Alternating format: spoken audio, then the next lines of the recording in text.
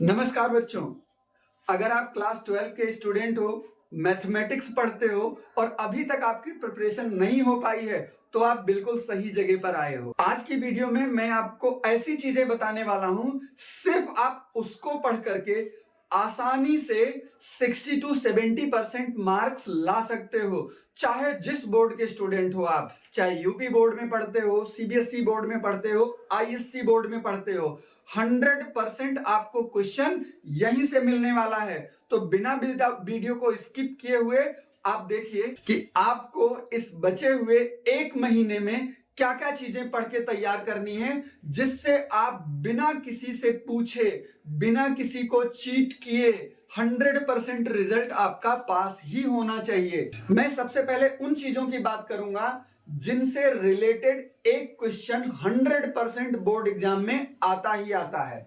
सबसे पहला important part है डिटरमिनेंट्स। डिटरमिनेंट ये मेरा एक ऐसा टॉपिक है जो आपको 5 मार्क्स का एक क्वेश्चन 100% देगा। वैसे एक से ज्यादा भी आते हैं, बट आप सोचोगे डिटरमिनेंट तो बहुत बड़ा टॉपिक है, मैं डिटरमिनेंट में क्या क्या पढ़ूंगा।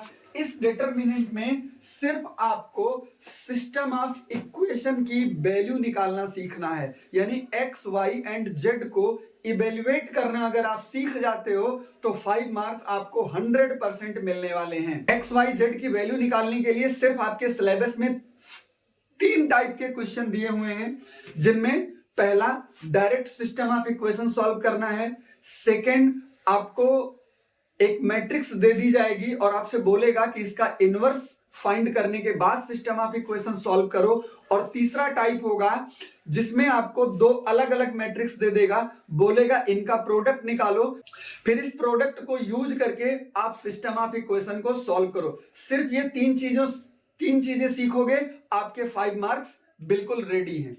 दूसरा मेरा है 3D से शॉर्टेस्ट डिस्टेंस। ये भी ऐसा टॉपिक है जो सीबीएसई स्टूडेंट को 3 और 5 दे सकता है, बाकी अदर स्टूडेंट को 6, 5 या 8। ये आपके बोर्ड पर डिपेंड करेगा कि आपका बोर्ड इससे क्या पूछ रहा है, बट 100% वाली चीज है, आनी ही आनी है। यहां सिर्फ 2 टाइप में क्वेश्चन आपको मिलेंगे, या तो स्क्यू लाइन होगी या फिर पैरेलल लाइन होगी। अब स्क्यू और पैरेलल कैसे निकालने, कैसे आपको समझना है, इनके क्वेश्चन कौन से इंपॉर्टेंट हो सकते हैं, इससे रिलेटेड वीडियो बहुत जल्दी आपको मिलेगी। इसके लिए आप हमारे चैनल को सब्सक्राइब करके रखिएगा। तीसरी कंडीशन है एलपीपी, लिनियर प्रोग्रामिंग प्रॉब्लम। यहां से भी 100% आपको एक क्वेश्चन मिलने वाला है सीबीएसई में, minimum 3 marks and maximum 5 marks. यही काम अदर बोर्ड्स में भी है, 5 में भी हो सकता है, अगर यूपी बोर्ड के स्टूडेंट हैं तो 8 मार्क्स का भी हो सकता है। नेक्स्ट पार्ट हमारा है एप्लीकेशन ऑफ इंटीग्रेशन। आपके बुक में मुश्किल से 5 या 6 क्वेश्चन दिए हुए हैं, सिर्फ बेसिक क्वेश्चंस पूछे जाते हैं, यानी ऐसे ही क्वेश्चंस आएंगे जिनका सोर्स ओरिजिन हो। तो ऐसे क्वेश्चन को तैयार करने में बहुत ज्यादा टाइम नहीं लगता और 100% यहां से एक क्वेश्चन तो आना ही आना एग्जाम में है। नेक्स्ट पार्ट है एप्लीकेशन ऑफ डेरिवेटिव। अब आप कहोगे एप्लीकेशन ऑफ डेरिवेटिव तो बहुत बड़ा चैप्टर है, इसमें 3-4 चीजें पढ़नी है, बट यहां से आप अगर मिनिमम पढ़ने जा रहे हो तो सिर्फ आप इंक्रीजिंग डिक्रीजिंग निकालना सीख लीजिए। इसमें भी 2 तरीके के क्वेश्चन होते हैं, या तो इंक्रीजिंग डिक्रीजिंग प्रूव करने को देगा या फिर इंक्रीजिंग डिक्रीजिंग इंटरवल निकालना होगा। अगर ये 2 चीजें आती हैं तो 100% आप किसी भी बोर्ड के स्टूडेंट हो, एक ना एक क्वेश्चन तो आपको मिलना ही मिलना है। नेक्स्ट टॉपिक है मेरा रिलेशन एंड फंक्शन।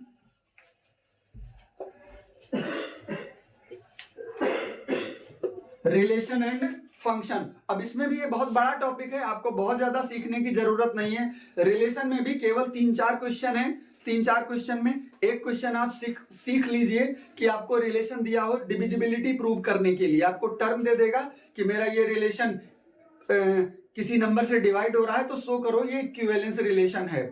दूसरा टाइप आप प्रूव कर लीजिए, पेयर के लिए आपको दे देगा ordered pair a, b is related to c, b and उसकी डेफिनेशन बता देगा।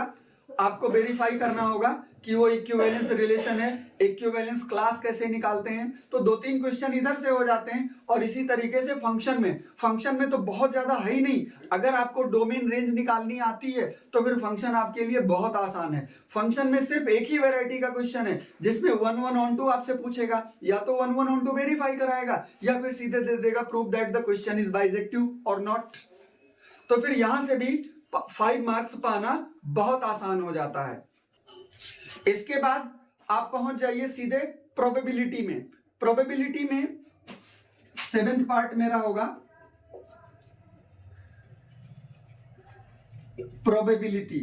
प्रोबेबिलिटी में बहुत ज्यादा आपको जानने की जरूरत नहीं है। वैसे तो प्रोबेबिलिटी का क्राइटेरिया बहुत बड़ा है, बट इसमें अगर आप बेज थ्योरम से रिलेटेड क्वेश्चन सीख लेते हैं, 100% एक क्वेश्चन आना ही आना है। बड़े क्वेश्चन अगर पूछेगा तो बेज थ्योरम से पूछेगा, और बेज थ्योरम के सारे क्वेश्चन एक जैसे होते हैं।